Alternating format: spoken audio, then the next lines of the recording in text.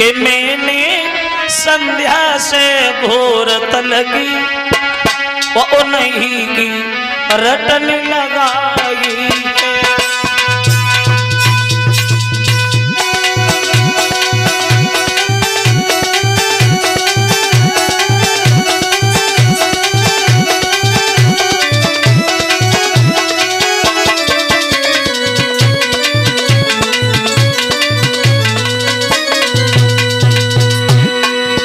लड़कियां बोली है मेरे घर आएंगे श्याम, क्यों आएंगे? एक दूसरे से बातें कर रही हैं।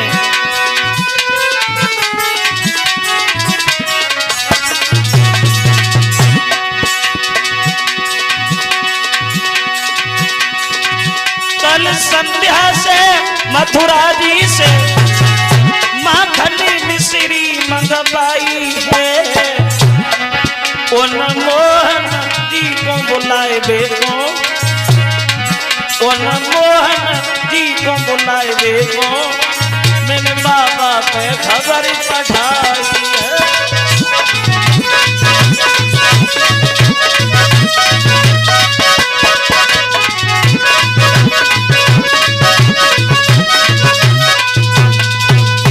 लड़कियां जो है वो एक दूसरे से बातें कर रही हैं। सहेली ललिता वो हमारे घर आएंगे, दूसरी बोली तेरे घर नहीं आएंगे, वो हमारे घर आएंगे क्योंकि मैंने भगवान के माखन खिलाने के लिए शाम से सुबह तक उनका ही ध्यान किया है।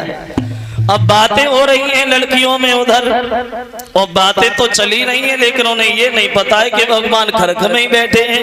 तब तक एक लड़की बोली है क्योंकि तुझे एक बात नहीं पता है ललिता। क्या नहीं पता है? तो बोली कि शीला बोली बेनाम ने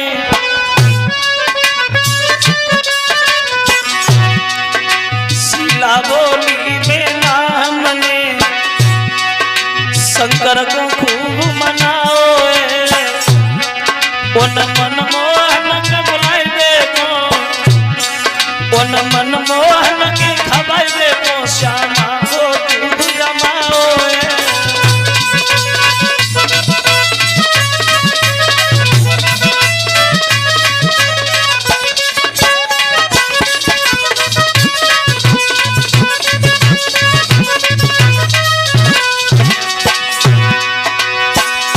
बोली है वो शीला,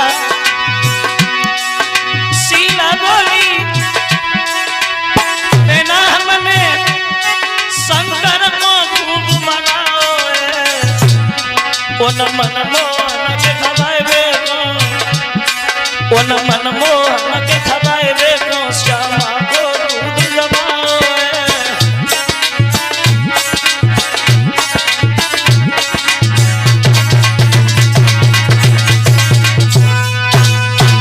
एक दूसरे से लड़कियां बातें कर रही हैं। लड़कियां तो बातें कर ही नहीं हैं। तब तक उसी गांव की बरसा ने की एक बहू जो है वो लड़कियों को देख करके वो भी आ गई उनके पास। जब ये बातें सुनी है तो बोली सहेली हमने कन्हैया को कल देखा था। तूने देखा था? कहाँ देखा था? तो वो बहू जो गांव की रहे वो बोली हमने देखा था उन्हें, लेकिन देख नहीं पाया, थोड़ी देख पाए। बोले क्यों नहीं देख पाए? ललिता बोली जब तूने देखा तो फिर पूरा क्यों नहीं देख पाया?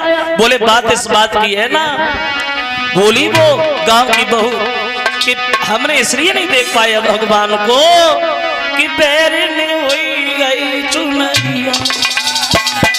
जो हम घूंघट मारे हुए बैठे थे ना, इसलिए परिणाम ये होगा कि पैर में हुई गई न देख सकी।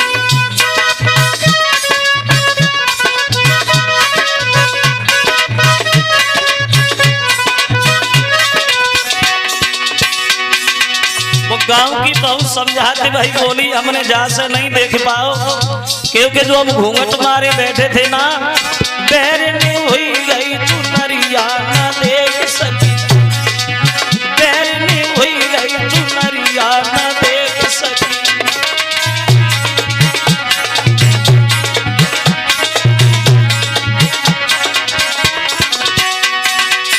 बोली मुसीबत इस बात की है ना,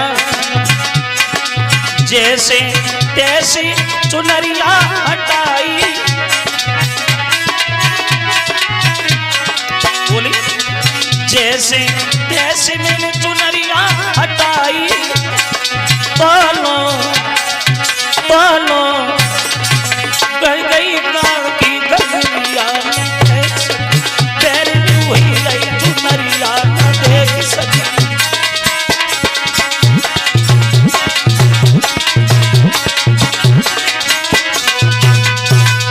लड़कियां जो है वो आपस में बातें कर रही हैं श्रोता बंधु। तब तक जब सवेरो हो आए रहे तो वो राधा जो है वो गाय दुगन के लिए खरक में आई। तो जब राधा गाय दुबे को खरक में आई तो ललिता भाग करके पहुंची और राधा से बोली गाय एक बात बताओ राधा, ये तो सभी जानते हैं आज नहीं कल तेरे फेरे हो जाए, सबको ही पता है आज नहीं कल तेरे फेरे हो जाए। हम नाच मूर के दोरू हैं और बेटे तुम्हारे हो तुम उनकी हो जाए। और हमें एक बात बताओ कि कन्हैया है कहाँ? कल से भगवान दिखाई भी नहीं दे रहे हैं, कहाँ पे रखे हैं भगवान? तो राधा ने एक बड़ा अच्छी बात कही है ललिता से, सुनो हे बहन ललिता, जो शादी की बात तुम कह रही हो तुम्हें नहीं मालूम? क्या नहीं मालूम? तो बोली है वो राधा ललिता से कि विवाह का प्रेम वो प्रेम नहीं और वो तो व्यापार कहता है।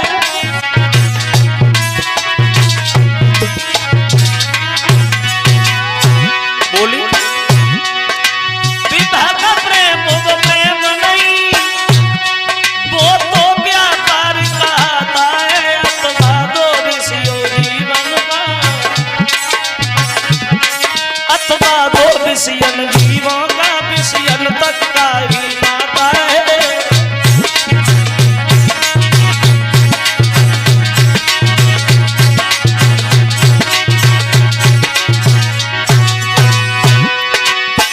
राधा बोली ललिता विवाह का प्रेम वो प्रेम नहीं होता कि उसमें मतलब होता है।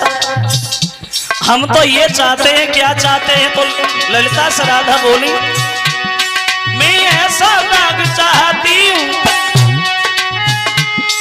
मैं ऐसा बाग चाहती हूँ जिसकी नित कलियां खिली रहे, आत्मा से आत्मा साथ रहे, अखियन से अखियां मिली रहे।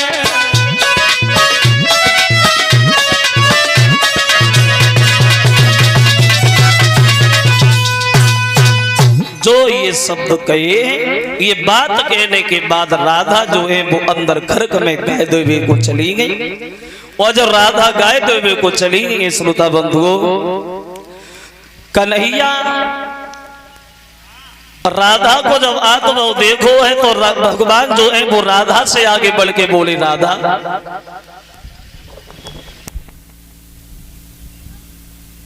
तो मैंने ललिता के शब्दों का जवाब बड़ा बढ़िया दिया। ललिता की बातों को बड़ा अच्छी तरह से तुमने ललिता को समझाया। और जो राधा ने कन्हैया को देखा, देखो कितनी प्रेम में पागल थी वो राधा, कितनी प्रेम दीवानी थी भगवान। कन्हैया के चेहरा को देखा तो मन में सोचा अब चाहे जो भी हो जाए, भगवान को हंसता हुआ निहार करके राधा आंखें बंद करके वहीं खरक में गिर गई और सोचने लगी कि हम आज के बाद भगवान के अलावा दूसरी वस्तु ही नहीं देखेंगे।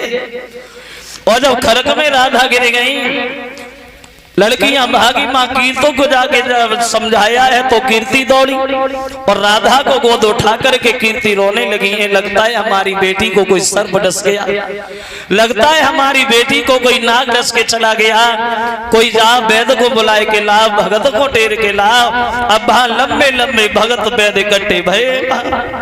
अब हुआ ऐसा कोई मंत्र पढ़े रहो है, कोई नबज देख रहो है, लेकिन नबज वाली बीमारी कहाँ है? वैद जी नबज देख रहे, नबज जो है राधा की बिल्कुल बराबर बोल रही है। तो वैद जो बड़ा परेशान है, मन में सोचने लगे ना तो न कि नबज कम है, न बुखार है, न सर में दर्द है, पता नहीं कौन सी बीमारी है।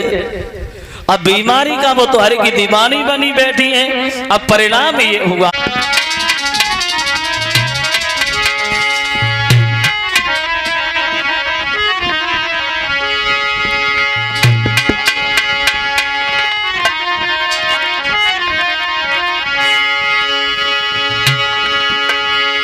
भगत लोग मंत्र पढ़ रहे हैं और डॉक्टर लोग नजर देख रहे हैं, लेकिन कोई फर्क नहीं राधा के ऊपर। वो भगत जो है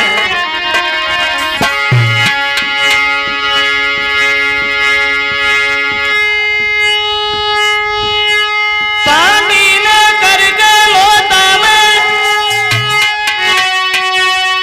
ओम काली काली कहने लगे।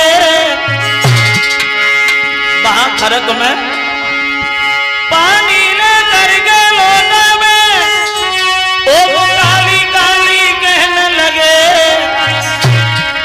और बैठे बैठे वो राज मन अपने लिए कहने लगे।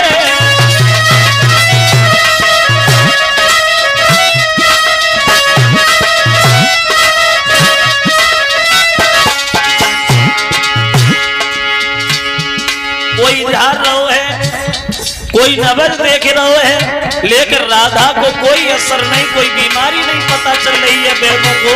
वो दशा है।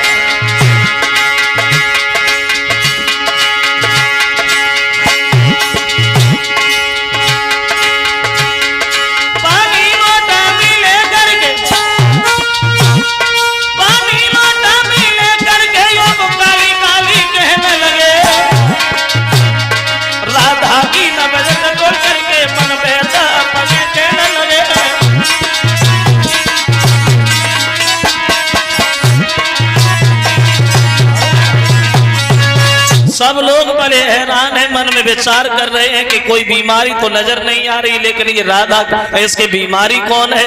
अब कीर्ति मन में सोच रही, लगता है अब राधा हमारी ठीक नहीं होने वाली। तो ललिता आगे बढ़ी है, बोली मैया एक बात तो हमारी समझ में आ रही है। क्या समझ में आ रही है? तुम्हारे क्या बात समझ में आ रही? ललिता बोले हमें पता है कि अब राधा को एक ही वैद्य ठीक कर सकता है। बोले कौन? बोले हमें पता है, हम बाकी घर को जाने, परिवार को जाने, कुरिमा को जाने, खानदान को जाने, हम सबको जाने, पर नाग को हम ही ला सकते हैं जो राधा को डसकी गौ है। तो कीर्ति बोली जा ललिता तुम्हें ढूंढ के ला। अब चली है वो ललिता माँ यशोदा के घर पे जाके मिली और यशोदा मैया से बोली मैया तुम्हें पता है कल जो राधा तुम्हारे घर आई थी उन्हें कोई सर्प डस के चला गया। जो यशोदा ने ये शब्द सुने तो बोले राधा अरे वो तो बड़ा सुंदर लड़की है, काऊ को वैद्य को दिखाओ, काऊ भगत को दिखाओ। बोले मैया वैद्य हुआए भगत हुआए लेकिन कोई असर नहीं पड़ रहा। तो बोले फिर यहाँ क्यों आई? अरे जल्दी से जाओ किसी अच्छे डॉक्टर को बुला के ला। बोली मैया सब कुछ कर लिया लेकिन कोई फायदा नहीं। फिर तो बोली मैया कन्हैया कहाँ है? बोले उनका क्या करोगी? बोले कन्हैया इस बीमारी को बहुत अच्छी तरह से जानते हैं। तो यशोदा बोली कन्हैया कौन सी भगत एकत्र है जो बीमारी जानता है? बोले मैया तो ही नहीं मालूम, वो गाय चरात चरात इतनी जड़ी बूटी है उनका ज्ञान हो गया है, वो राधा को जरूर ठीक कर लेंगे। अब कन्हैया को बुलाओगे और जब कन्हैया को बुलाओ तो कन्हैया की तरफ देखे यशोदा बोली श्याम एक बात बता, तुमने जो भगतई कब से सीख ली? बोली मैया हमें खूब अच्छी तरह से पता है, कितो बड़ो नाग हो कितो जहरीली नाग हो या तुरंत ठीक कर दे। तो ललिता बोली मैया तुम कान्हा को जो 12 समझ रही हो ना, ये 12 थोड़ी है। बोले कौन है? तो कि 12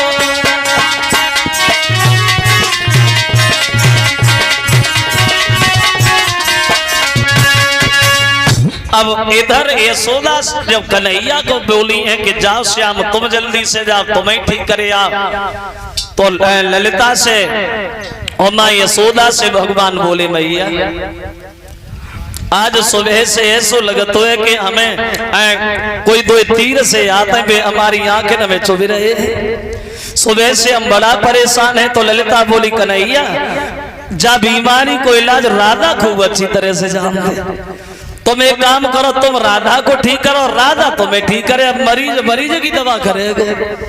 अब चले भगवान, पहुंचे ना कीर्ति मैया, गांव के लोग सब इकट्ठे हैं, रो रहे। तो अब भगवान बैठ तो गए, वैद्य लोग अलग अलग बैठे हैं। तो मन में सोचने लगे हमने तो कम भगत ही नहीं करी है, हम जेव नहीं जानते मंत्र कैसे पढ़ू जाता। भगत लोग तो बड़े बड़े मंत्र जानते हैं, बड़े बड़े मंत्र कहते हैं, लेकिन हमने तो आज तक कम कोई बात नहीं सुनी, हम जानते नहीं क्या करें। तो ललिता बोली कन्हैया सोच क्या रहे हो, बोले कोई चीज की कमी हुई तो हमें बता। भगवान बोले ललिता वैसे अब कमी, एक काम करो, पहले नींव की तुम लहरियां टोरी खिला, अब लहरियां टुरवाएंगे। ललिता बोली अब काय की कमी है? तो भगवान बोले अब कमी तो अब काऊ की काम करो, एक लोटा में पानी और भरला पानी मंगवाओगे। बोले अब का कमी है? बोले अब कमी एक काम करो, थोड़ो कपूर और ले आओ। अब भगवान भगत वाला सामान इकट्ठा करवाने लगे, कपूर मंगवाओगे। बोले अब का कमी है? बोले अब कमी कोई नहीं ललिता, अब तो सब ठीक है, अब कोई कमी नहीं। हाँ एक काम करो, थोड़ो सो चावल और बाई में थोड़ी सी तिलक को सामान और ले आओ। अब सब सामान इकट्ठो कराओगे। अब भगवान सामान आके रख के सोचने लगे अब हम मंत्र कौन से पढ़े, हम तो जान दो कछु ना है। तो भगवान ने एक चाल चली, वहां का चाल चली। भगवान एक बात बोले देखो, जब हम मंत्र पढ़ते हैं तो हमारे मंत्र को जो सुनते है वो आंखन से पैर, वो कानन से पैरों हो जाता, और जो हमें मंत्र पढ़ते हो देखो तो वो अंधो हो जात। तो एक काम करो तुम सब लोग चले जाओ। तो ललिता बोली चाहे सब चले जाए, लेकिन हम चाहे अंधे हो जाए चाहे बहरे हो जाए हम तो नहीं जाएंगे। अब भगवान मंत्र पढ़ने के लिए तैयार हो गए वहां, और बोले क्या बोले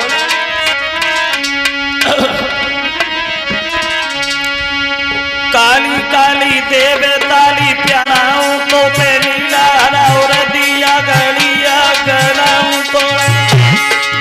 अब भगवान मंत्र पढ़ना शुरू हो गए। कोई मंत्र समझ में नहीं पा रहा है, ललिता बैठी बैठी सोच रही है कौन सा मंत्र है। भगवान बोले काली काली देवे काली प्याली चला तो पे नीला और दिया गलिया गलाऊं तो। खाओ कालो ही जाने मैं ना जानू तो उठ के बैठो विशियर मेरे काय को रहे तुम सोए। अरे फिर कानम कही रही काहे को रही है राधा सोए।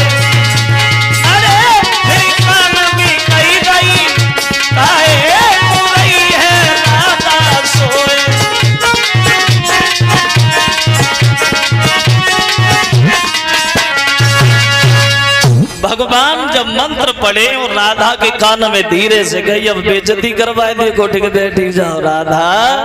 और जो कन्हैया की आवाज सुनी राधा उठ करके खड़ी हो गई। तो राधा को जब उठता हुआ देखा तो भगवान बोले न लेटी जाओ, इतनी जल्दी मत उठो ना, सभा फुल पट्टी खोली धरी है।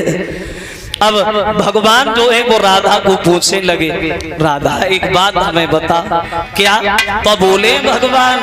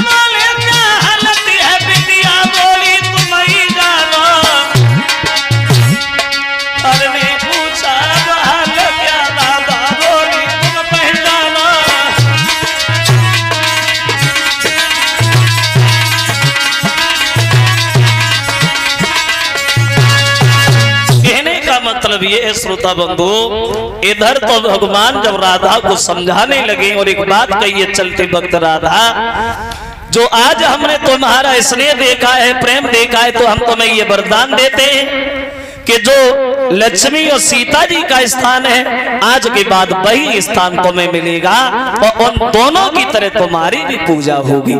इधर भगवान वृंदावन को चले आए हैं और राधा जो है वो बरसाने के लिए चली गई है बाहर। बोलिए भक्तवत्सल भगवान की।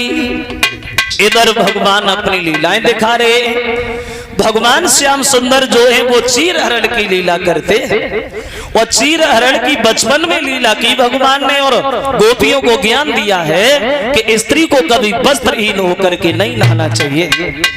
जो स्त्रियां बिल्कुल वस्त्रहीन होकर नहाती हैं, बिल्कुल नग्न होकर नहाती हैं, लक्ष्मी उनके घर से सदा सदा के लिए चली जाती है और जल में रहने वाले वरुण देवता का अपमान होता है। श्रोताओ, एक विद्वान ये कह रहा है कि नारी का कोई नग्न भेष वो माना जाता है ज्ञान नहीं, वो जलवासी वरुण देवता का वो क्या है इसमें अपमान नहीं। कभी भी स्त्री को वस्त्रहीन होकर के नहीं नहाना चाहिए। इधर गोपियां भगवान से क्षमा मांगती हैं, श्याम सुंदर माफ करना, भूल हो गई, जीवन में ऐसी दोबारा भूल हरगिज नहीं होगी। क्योंकि भागवत में तो यहाँ तक प्रमाण मिला है श्रोता बंधुओं, अगर स्त्री के घुटनों तक जल है तो उस स्त्री को उस जल में घुसना भी मना है। कभी भी स्त्री को वस्त्र उतार करके नहीं नहाना चाहिए। भगवान लीलाएं दिखा रहे हैं, वो चीर हरण की लीला करते श्याम और रहने लगे हैं वृंदावन में। अब देखिए और आगे और गौर करते हैं, उससे पहले लाओ एक लाइन का छोटा सा कीर्तन बोलते हैं।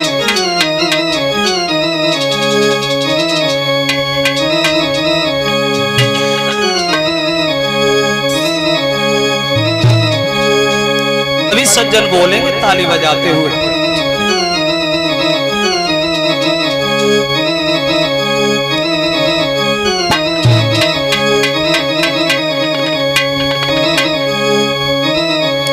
अरे बैद बने गिरधारी मोहन, बैद बने गिरधारी मोहन, बैद बने।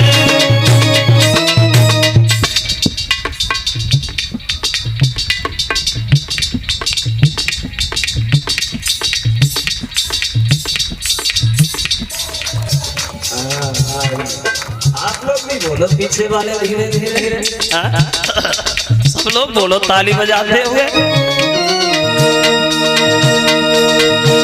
अरे बैद बने गिरधारी मोहन, बैद बने गिरधारी मोहन, बैद बने।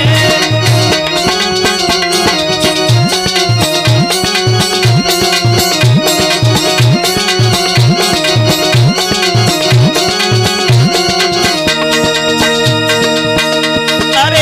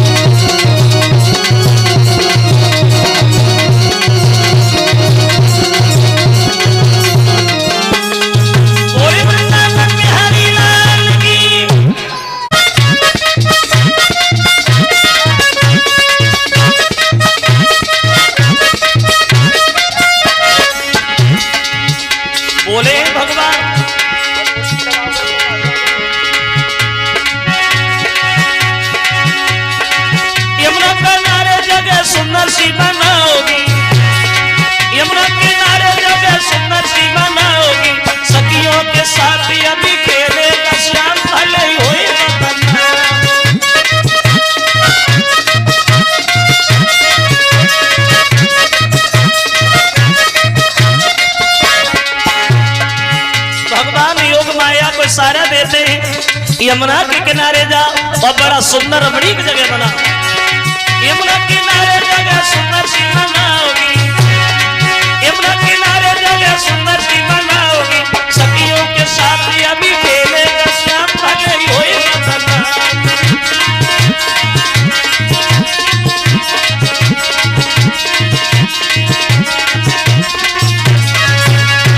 योग माया को भगवान ने समझाओ, बोले यमुना के किनारे जाओ, बड़ा सुंदर रमणीक जगह बना के तैयार करो जो हम गोपियों के साथ महाराज कर सके।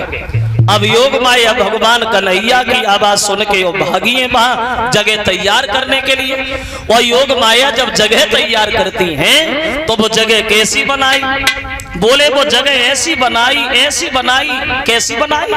वो जगह जो योग माया ने बनाई वो जगह कैसी है? वो जगह ऐसी है, कभी कल्पना करता है जो जगह योग माया ने बनाई, बड़े हरे भरे वृक्ष खड़े हैं, उन वृक्षों पे फूल झूल रहे हैं, उन फूलों पे भमरे गीत गा रहे हैं। जो योग माया ने जगह बनाई वो जगह क्या रे? जगह वो जगह जो है